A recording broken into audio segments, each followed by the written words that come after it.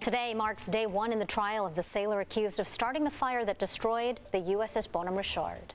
Good evening and thanks so much for joining us on this Monday. I'm Marcella Lee.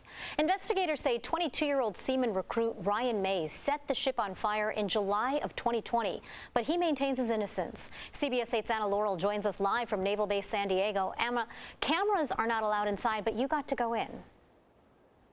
That's right, Marcella. I was there all afternoon. We heard about half a dozen eyewitnesses, sailors who were on board the ship that morning. But I spoke with a legal expert out here today who says the big takeaway is that the government is now saying what Mays did was a mischievous act.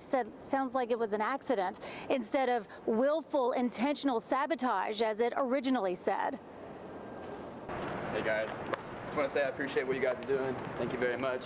No comment at this time.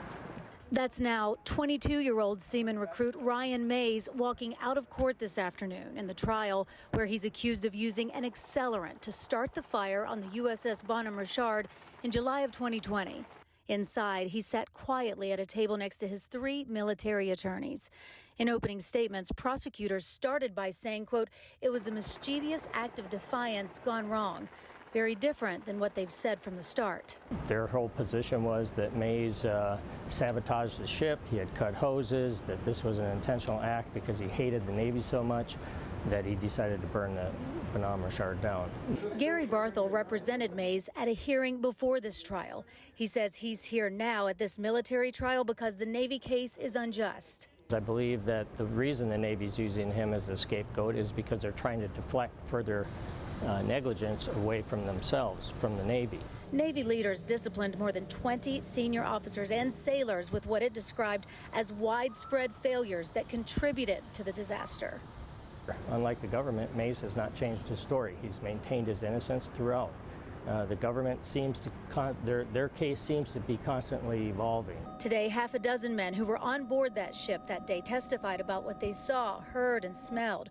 One choked back emotion. Another said the fire so hot, his equipment stopped reading the temperature at 900 degrees.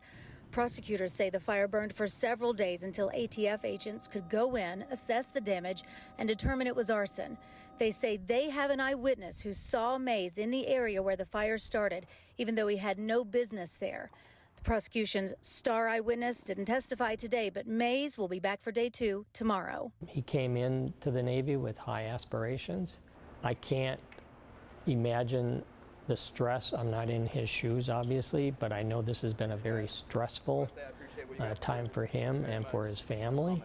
And he definitely does feel like he's a victim. Now today, Mays' defense chose a bench trial, so a military judge will be the one that decides his fate, and if he is found guilty, a military judge will be the one to sentence him. Live out here at Naval Base San Diego, I'm Anna Laurel for CBS 8.